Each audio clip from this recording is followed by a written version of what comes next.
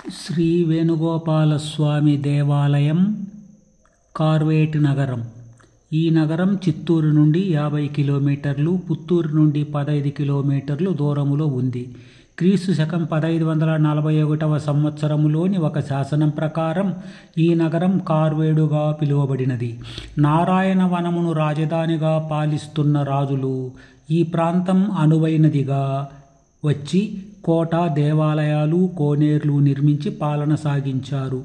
కాడువెట్టి అడవిని నరికి నిర్మించిన నగరంగా కార్వేటి నగరముగా జనవాడుకైనది.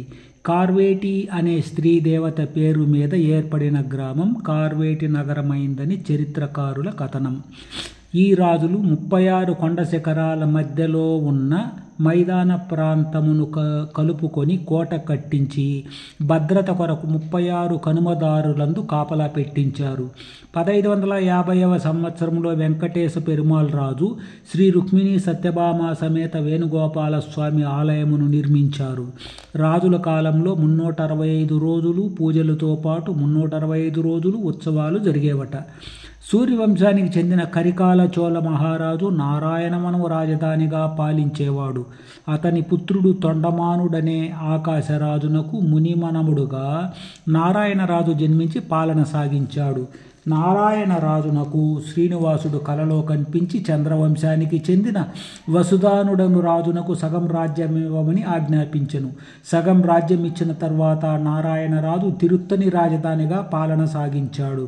వసుధానునకు మిత్రవర్మకు ఆకాశరాజు జన్మించారు. పద్మావతి శ్రీనివాసుల పరిణయానంతరం ఆకాశరాజు మరణించారు.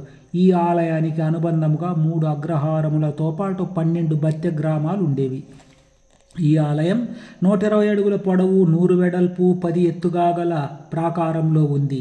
ఈ ప్రహరీకి అనుసంధానించి 63 అడుగుల ఎత్తైన 7 అంతస్తుల గాలి గోపురం సర్వాంగ సుందరముగా ఉంది. ప్రహరీలో శ్రీ రుక్మిణి సత్యభామ సమేత వేణుగోపాల స్వామికి ప్రధానాలయం ఉంది. ఇంకా సీతారామాలయము, కాశీశ్వరాలయము, అన్నపూర్ణ ఆలయము, వినాయకాలయము, యోగ సుబ్రహ్మణ్య ఆలయము, ఋషీశ్వరులు స్థాపించిన సదాశివేశ్వరాలయాలు ఉన్నాయి. బేడి ఆంజనేయాలయం ఉంది. రాజుల పాలనానంతరం 1936వ సంవత్సరంలో ఈ ఆలయం దేవాదాయ శాఖ వారికి, ఆ తరువాత 1989వ సంవత్సరంలో తిరుపతి దేవస్థానముల ఆధీనంలోనికి వచ్చినది.